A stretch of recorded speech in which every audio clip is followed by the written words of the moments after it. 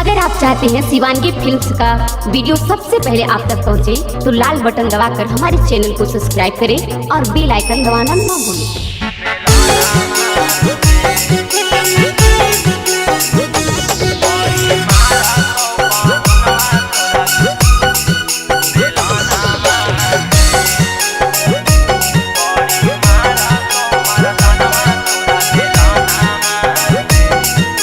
Shivangi recording studio Rajgir. कुआरे में खेला जदी करमी तू सैया वाला समानामा से, कुआरे में खेला जदी करमी तू सैया वाला समानामा से, हेगे समानामा से बड़ी मारा तो मारा दानवा तोरा बेलानामा से, बड़ी मारा तो पहुनवा तोरा बेलानामा से।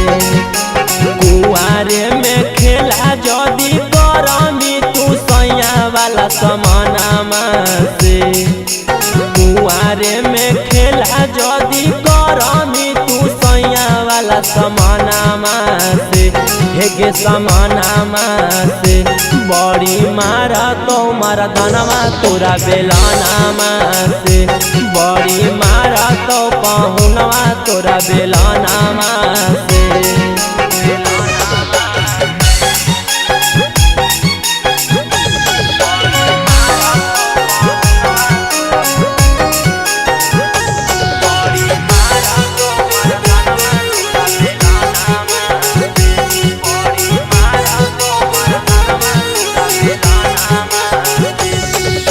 नैहर में यारवा से करही उद्घाटन, ससुरा में पियावा तोरा कर दो बड़ी गजन।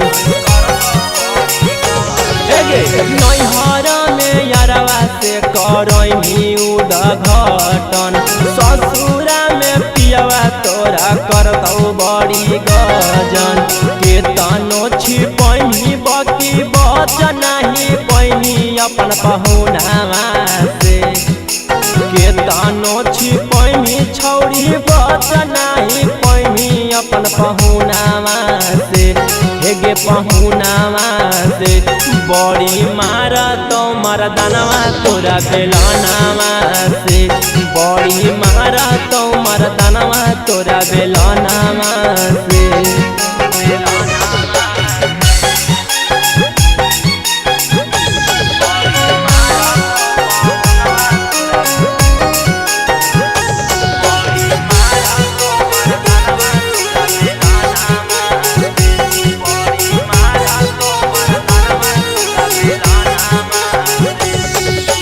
तोरेला कहो ही बतियाले तू मान गे, रखमी बचा के तब तोरे दे तो काम गे।